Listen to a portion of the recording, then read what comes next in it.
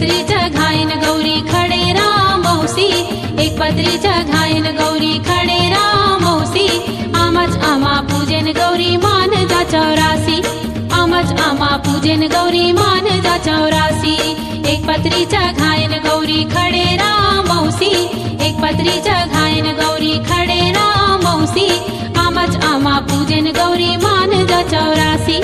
आमाच आमा पूजन गौरी मान जा 84।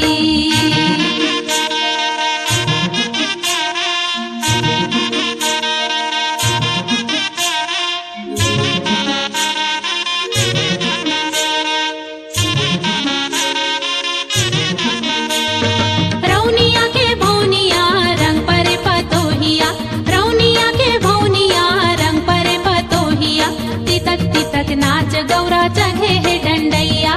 तितक तितक नाच गौरा चघे है डंडैया।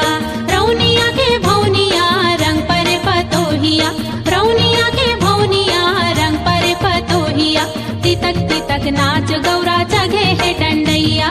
तितक तितक नाच गौरा चघे है डंडैया।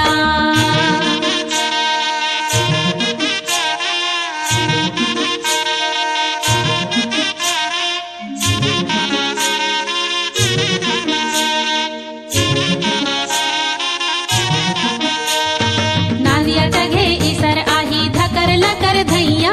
नांदिया चघे इसर आही धकर लकर धैया, झूमर झूमर झूम गौरा इसर है अवैया, झूमर झूमर झूम गौरा इसर है अवैया। नांदिया चघे इसर आही धकर लकर धैया, नांदिया चघे इसर आही धकर लकर धैया, झूमर झूमर झूम गौरा इसर है अवैया, झूमर झूमर झूम गौरा इसर है अवैया।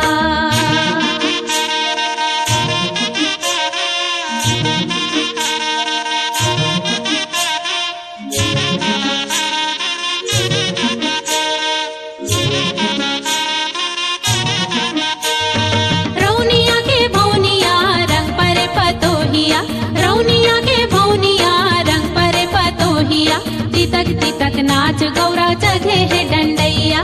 तितक तितक नाच गौरा चघे है डंडैया। रौनिया के भौनिया रंग पर पतोहिया, रौनिया के भौनिया रंग पर पतोहिया, तितक तितक नाच गौरा चघे है डंडैया, तितक तितक नाच गौरा